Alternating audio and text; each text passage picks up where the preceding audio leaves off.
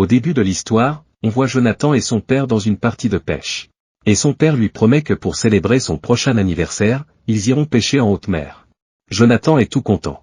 Mais quelques jours plus tard, son père tombe gravement malade. Sa maman dit à lui et sa sœur que leur père est sur le point de mourir car Dieu le rappelle à lui. Quelque temps après il décède. Jonathan s'enfuit de la maison. Sa maman vient lui parler mais Jonathan la rejette. Il demande pourquoi Dieu lui a pris son père, alors même qu'ils ont prié pour lui. Qui va maintenant prendre soin de lui? 8 ans après, Jonathan rejoint l'académie de police et obtient son diplôme. Et là, il passe prendre Stacy, sa petite amie. Il annonce à Stacy qu'il est maintenant officier de police, et Stacy est tout en joie. Puis l'ayant amené dans un parc, Jonathan demande Stacy en mariage. Quelque temps après, on les voit se marier. Jonathan prend service et va faire équipe avec Steve Edwards. Et dès le premier jour, Jonathan est dans le feu de l'action. En tant que premier intervenant, on leur informe d'un groupe d'hommes armés tirant sur un train qui vient en sens inverse. Ils se rendent sur le site et réussissent à intercepter ces hommes. C'étaient juste des hommes ivres. Plus tard dans la soirée, on leur informe d'un accident de voiture sur la route. Quand ils arrivent sur le site, Jonathan est choqué par ce qu'il voit. Une jeune fille de seulement 16 ans vient de perdre la vie. Jonathan se demande comment une fille qui n'a même pas encore connu la vie peut mourir aussitôt. Sa colère s'enflamme de nouveau contre Dieu. Steve s'approche de Jonathan et reconnaît que le travail qu'ils font n'est pas le plus facile, mais qu'il s'en sort en priant et en lisant la Bible, car il est chrétien. Jonathan ne veut rien avoir à faire avec Dieu. Au lieu de rentrer chez lui, Jonathan décide de fêter son premier jour en buvant un verre dans un bar.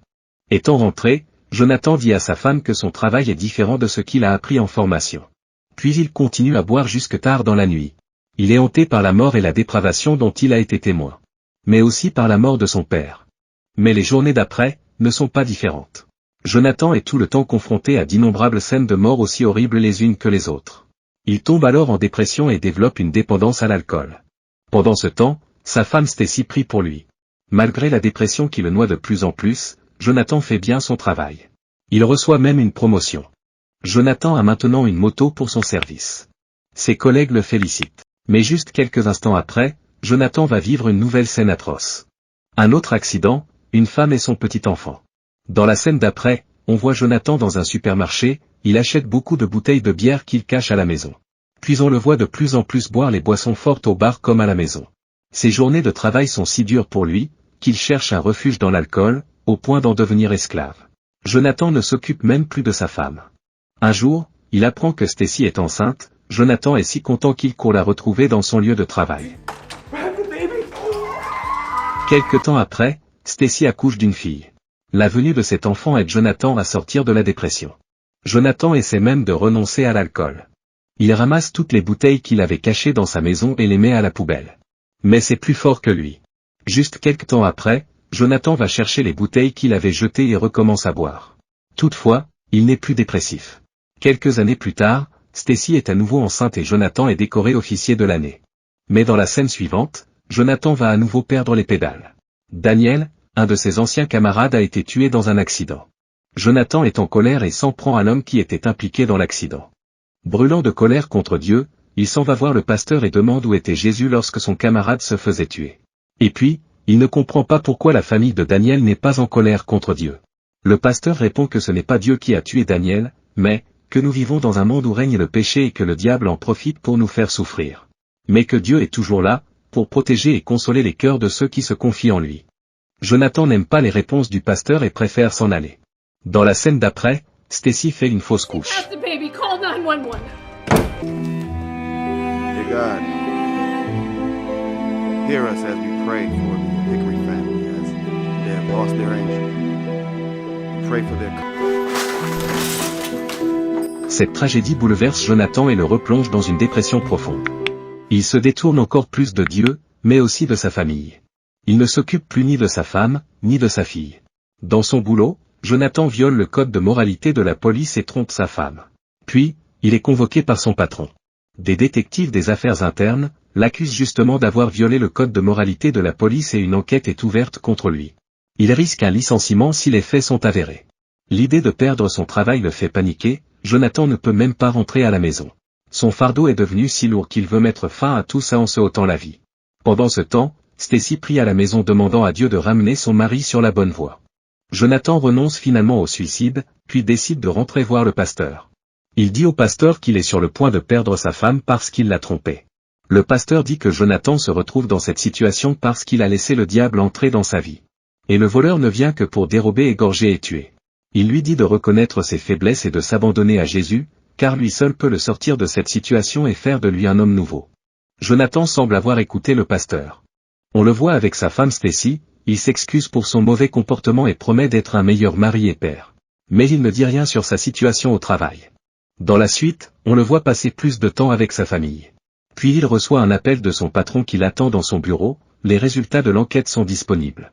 Avant de se rendre au poste, Jonathan passe d'abord voir le pasteur et lui demande de prier pour lui.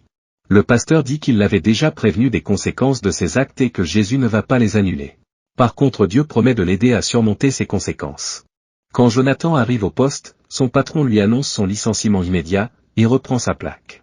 Jonathan dit à son patron qu'il reconnaît son erreur. Mais que ce travail de policier, c'est tout ce qu'il sait faire. Il était perdu, il a commis beaucoup d'erreurs, il a même presque détruit sa famille. Mais qu'il est en train de changer. Alors son patron lui accorde une dernière chance et le reprend. Toutefois, Jonathan est mis sous discipline et perd tous ses avantages.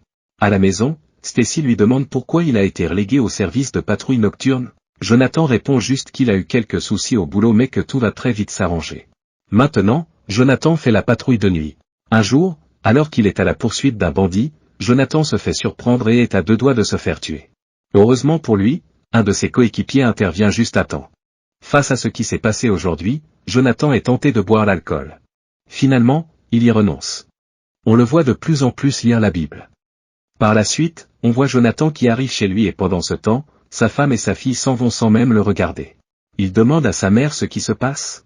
Elle lui dit que Stacy s'est renseignée à son travail, et elle est au courant qu'il l'a trompée. Stacy est brisée et ne veut pas pardonner à Jonathan. Le pasteur intervient. Dans un premier temps, il reconnaît que ce qu'a fait Jonathan est très grave. Puis il dit à Stacy de trouver la force dans son cœur pour pardonner à son mari, car il sait que Jonathan l'aime vraiment. Stacy le veut bien mais n'arrive pas à lui pardonner. Un jour, Jonathan réfléchit aux paroles du pasteur, et rassemble toutes les bouteilles d'alcool cachées dans sa maison et les brûle sous le regard de Stacy. God, please, give me the strength to break free from these chains!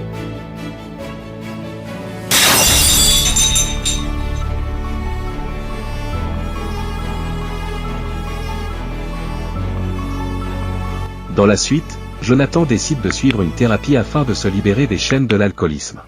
Mais la thérapeute en question dit qu'il boit beaucoup à cause de tous ces problèmes qu'il a. Puis elle lui dit de laisser Jésus porter ses problèmes pour lui et tout ira bien.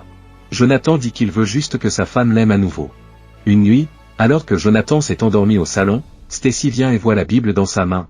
Alors elle décide de lui pardonner et l'accompagne même dans ses thérapies de désintoxication.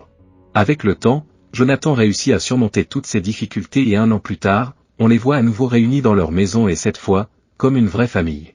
D'ailleurs, Stacy a une surprise pour lui, elle attend un autre bébé. Jonathan et sa fille sont en joie. À la fin on les voit prendre une photo avec le nouveau-né de la famille, et c'est sur ces images que le film prend fin.